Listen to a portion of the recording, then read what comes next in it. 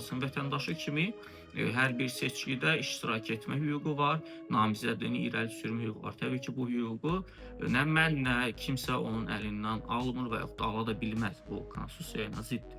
Fərqi yoxdur sənin atan kimdir, amma əsas odur ki, sən bir vətəndaş kimi ambisiyan var və namizədliyini irəli sürürsən. Bu tamamilə ayrı mövzu. Təbii ki, mən bunda varam. Mən özüm də bu ölkənin prezidenti olmaq üçün siyasətdəyəm və mən düşünürəm ki, mən bu ölkənin prezidenti olacağam. Hazırki prezidentdən də ölkəni daha yaxşı idarə edəcəm və mənim ambisiyalarım bu yöndədir. Mən ona görə siyasətdəyəm və mən istəyərdim ki, əgər Heydər Əliyev indidən prezident olmağa özünü hazırlaşdırırsa və bunu açıq qeyd etsin və yaxud da ki, öz addımlarında bunu göstərsin, mütləq deyil ki, o çıxıb bunu cümlə-cümlə ifadə etməlidir. Və ona uyğun da mən də və yaxud da digər azərbaycanlılar da artıq siyasi kontekstdə öz